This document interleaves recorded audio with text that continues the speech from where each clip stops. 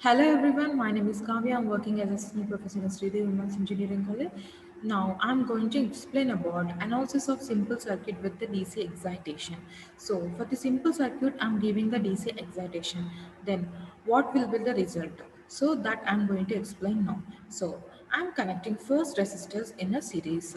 So we know that we'll be having resistors, capacitors, and inductor. These three elements are the very important by to connect the circuit. So now I'm connecting the resistor in the combination of a series, and we know that we'll be having a series and parallel circuits. So one circuit I'm connecting in a different ways. So those ways are, one is series and another one is parallel.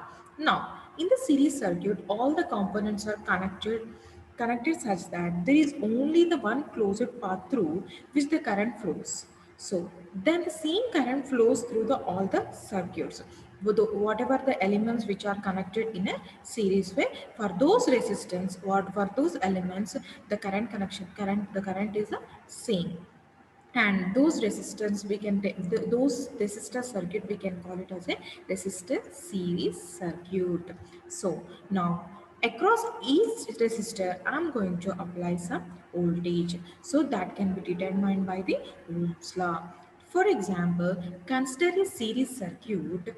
With the circuits, it consists of a three resistors. You can observe here R1, R2, R3. These three are the three resistors for the circuit. I'm applying some voltage source, that is nothing but a Vs. So across each voltage I'm applying some voltage through which across through which what it means, from the voltage source, that is nothing but Vs. Here from here to R1, R2, R3, there is no division. That's why these three are in series. Same current is passing through for three resistor. That's why it is called as a series circuit. So we need to find out the total resistance in the circuit. So now I'll explain you how can you find out the total resistance. So that is RT is equal to, that is R equivalent, R equivalent is equal to R1. Here how many resistors I'm taking? I'm taking only 3 resistors. That's why R1 plus R2 plus R3. If I'm taking n number of resistors means nth time of resistors.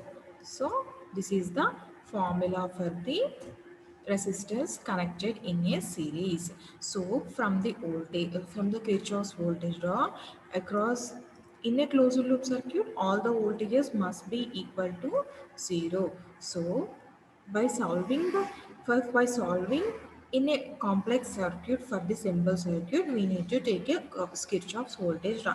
That is Vs is equal to I R. So R equivalent in the circuit. So and from this equation, how can you take it? It can take it from a Ohm's law. That is V is equal to IR. Vs is a voltage source and I is the current. R is the equivalent resistance in the complete circuit. So if we want to find out the current in a circuit, so that we can modify it as a I is equal to Vs by R equivalent. So this is about the series resistors, and that is nothing but a resistors connected in a series form. Now coming to the parallel, how can you say it as this resistors connected in a parallel? So if a circuit should be a parallel circuit, if all the elements, if all the components are connected in a manner that there are no more one path or branch through which the circuit which current flows through. So as the current has to flow in more than one branch. So previously we discussed about branch and node, no? So it is dividing no current. whatever the current is dividing, so that is nothing but through the branch it is dividing. So through across each branch, more than one branch, the current gets divided. So in a parallel circuit, if the current is divided, we can take it as a parallel circuit. So but the net voltage is the remains the same across the branches connected in a parallel form. So now consider a simple circuit consisting of three resistors. Though for these three resistors, current is passing through each resistor, that is nothing but a across first resistor R1 is current I1, and the second resistor it is I2, and the third resistor it is a I3. From the KCL, what is KCL? Kirchhoff's current law. From the Kirchhoff's current law, you can take it as a all the currents should be equal to 0. So I is equal to I1 plus I2 plus I3. So here I'm connecting three resistors now. So if you want to find out the R equivalent in the circuit, R equivalent R equivalent is equal to, so those resistors are in a which form? They are in a parallel form. That's why 1 by R1 plus 1 by R2 plus 1 by R R3. So if I am taking n number of resistors in a circuit, how can you take it? You can take it in a nth number of circuit in number of resistors. So R and this is about from the Ohm's law. In the previously we did not for Vs is equal to IR equivalent. So in the same way V is equal to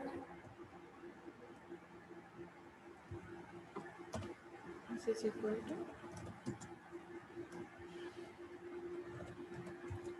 so V is equal to IR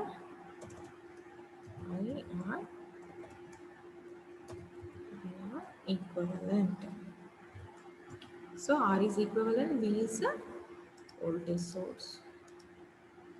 So from this we can take it a resistors connected in a parallel form. Now next is inductors. So how can you take inductors connected in a series form? So if the inductors are in a series from like resistors, the current should be seen through it is how it is doing. It is sharing all the current from the whatever the we are connecting for the voltage source. From that source the current is giving the same for all the inductors. So that is about the inductors connected in series. For this I'm taking one circuit. Consider this circuit, and this circuit I'm taking three inductors. Across each inductor I'm applying some voltage across. This is what, which connection? It is a series combination across each inductor, series combination. So same current which flows from source I1, I2, I3. So and now whatever the voltage is here, three inductors, across each inductor I'm taking one voltage, that is V1, V2, V3. So what is the complete potential difference across this inductor is denoted by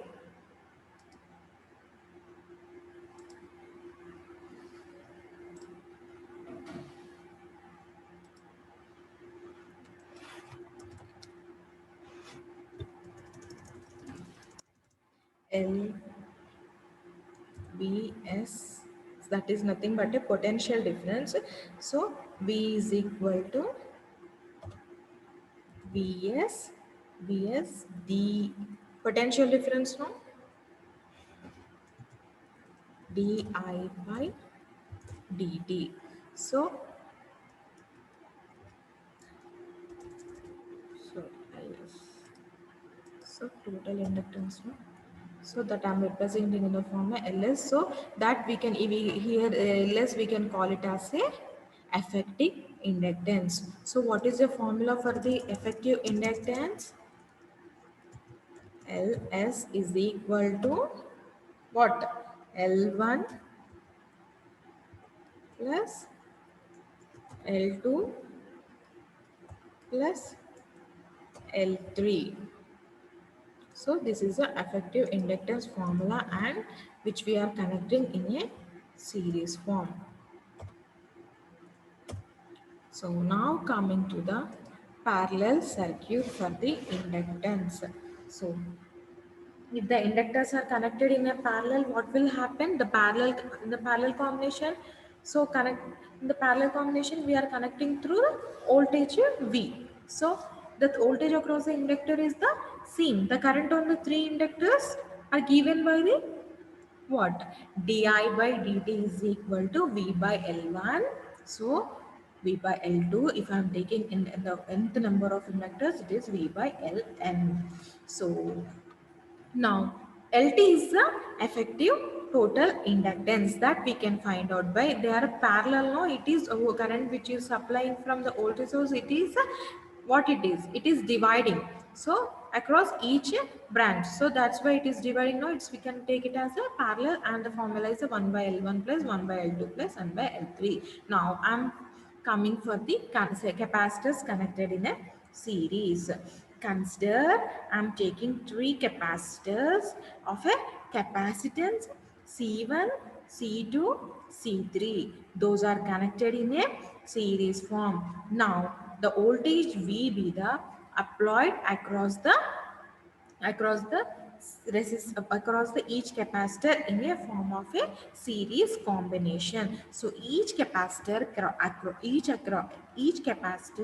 in carries what? Certain amount of a charge that is denoted by a Q. So we know the definition of charge in a previous session. So now V1, V2, V3 are the three voltage across the C1, C2, C3 capacitors respectively. Therefore, total voltage V is equal to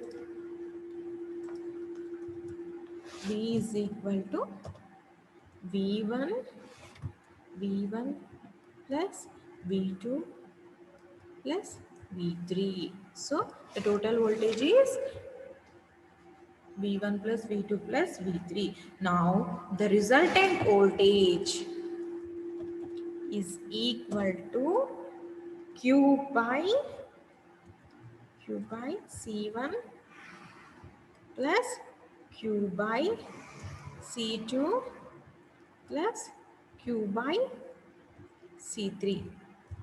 By taking by solving, Q is 1 by C1 plus 1 by C2 plus 1 by C3. Okay. Now this is the resultant voltage. Now, and the charge is the Q. So here you can observe. And now taking capacitors are in a parallel. So if the capacitors are connected in a parallel, I'm taking three resistor capacitors C1, C2, C3 across each resistor capacitor. There will be a voltage, and the total voltage, and the CT is the effective capacitance. These three are in a parallel, and the current should be the same in each capacitor. Now it's a formula of the effective capacitance is C1 plus C2 plus C3. So if I am taking an nth number of capacitors, then it will be C1 plus C2 plus C3 plus so on into Cn, nth number of capacitor. Now coming to the voltage division in DC circuits.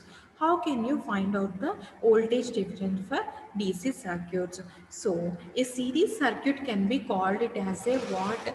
It's called it as a voltage divider circuit, as only the voltage get divided between the components.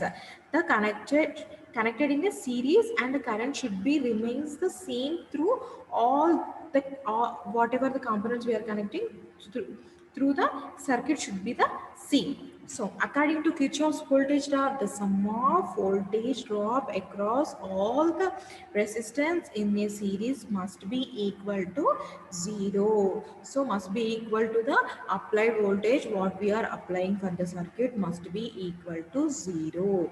So that this implies that the applied voltage are proportionally divided among what divided among divided among these resistors, whatever the resistors we are connecting, these are the same.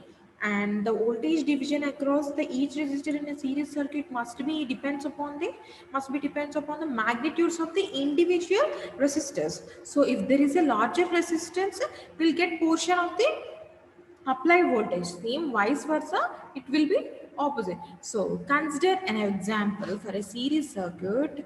So I'm taking R1 and R2 are in a series formulation format, and the voltage source I'm applying from V input.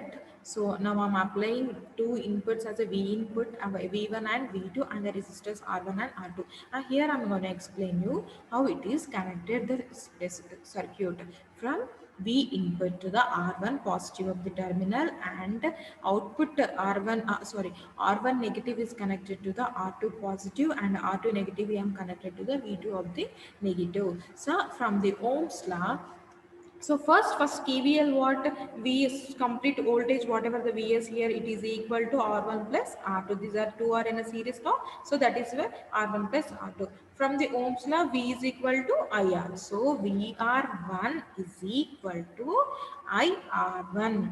VR2 is equal to IR2. This is your formula. Vs is equal to I into R1 plus R2. Now coming to the current, if you want to solve the current, then from this formula you can take it. Now coming to the current division in a DC circuit. So a parallel circuit is called as a current divider circuit, as only the current gets divided between the components connected in a parallel form. So current divider circuits are parallel circuits in which the source current or supply currents must be divided into a number of parallel paths. In a parallel path, in a parallel connected circuit, so what will happen, all the components having the terminals connected to the together with the whatever the components which we are sharing between the two ends, or a two end nodes. So nothing but a two nodes or a 2 points. So what will be the result? There will be a different paths, and different paths are the branches for the current flow pass along. However, the currents can have their different values through each component in a circuit. So this is the circuit diagram I'm taking, and these two resistors are in a parallel and current I'm supplying. So across each resistor we need to find out some current. So that is this current nothing but we can call it as an individual current. I1, I2. Here are two resistors I1, I2. Individual current I1 is equal to R2 by whatever the for R1, which resistor is opposite? R2. So R2 divided by total resistance R1 plus R2. So by taking by adding these two resistors, whatever the resistance value is there, that I am substituting here, I am getting the current I1. Now coming to the I2. I2 for which resistance is opposite? R1. R1 by what are the resistors are there? R1 plus R2. This is the total resistance. So that is nothing but I am getting 5. So from the Kirchhoff's current law, what is the statement of Kirchhoff? The algebraic sum of currents entering at the junction and leaving at the junction must be equal to 0. So total current in a circuit is equal to must be 0. By taking IV is equal to I1 plus I2. So now coming to the source transformation technique.